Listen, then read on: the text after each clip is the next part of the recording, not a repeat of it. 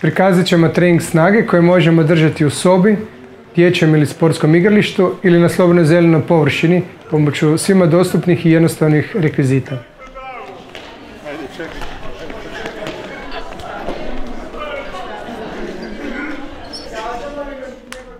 Cilj nam je prikazati kako se dobrim odabirom vježbi može unaprijediti snaga svih važnih mišićnih skupina, odnosno cijelog organizma.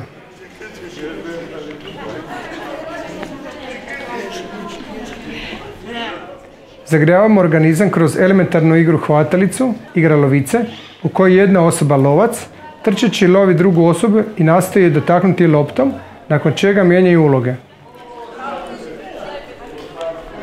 Za ovu igru dovoljno su dvije osobe, na primjer roditelj i dijete, ili može biti i više osoba.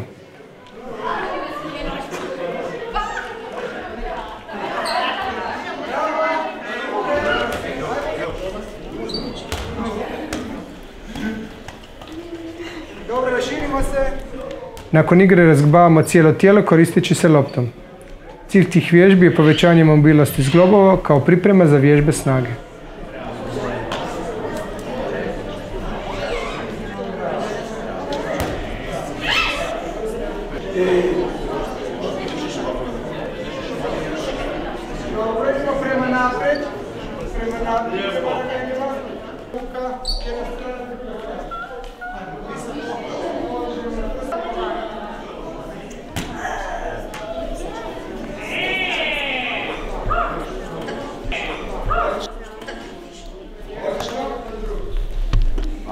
Sa manjom loptom koljima podižemo koljena, provlačimo ispod jedne noge pa ispod druge.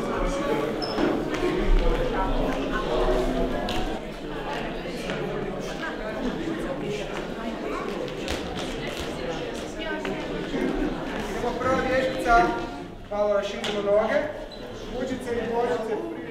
U glavnom dijelu treninga jačamo mišiće izvodeći vježbe snage sa bučicama ili bočicama vode.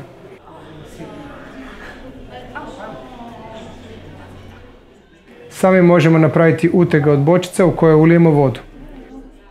Veličina bočice određuje i masu utega kojim izvodimo vježbe. Podižemo na prste, uzručimo, priručimo. Bučicama jačamo mišiće ruku i ramenog pojasa, prednje stražne strane trupa, rotatore trupa te mišiće nogu.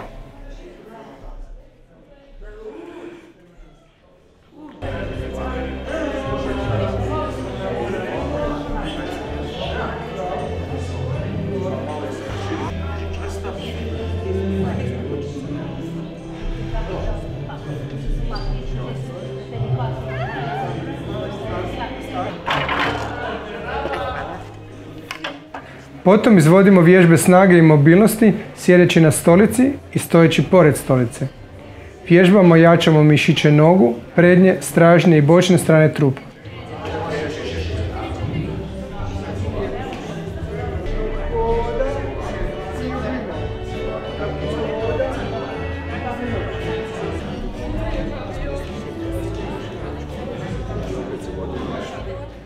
Na kraju treninga smirujemo organizam vježbama fleksibilnosti, čime istežemo glavne mišićne skupine cijelog tijela koje smo aktivirali tijekom treninga.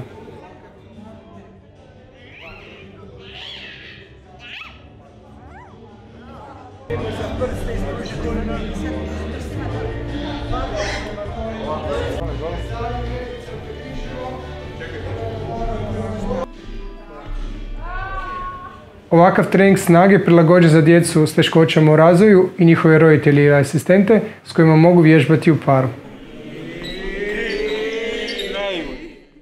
Trening snage je potrebno provoditi barem 1 do 2 puta tjedno kako bi održali razinu snage mišića.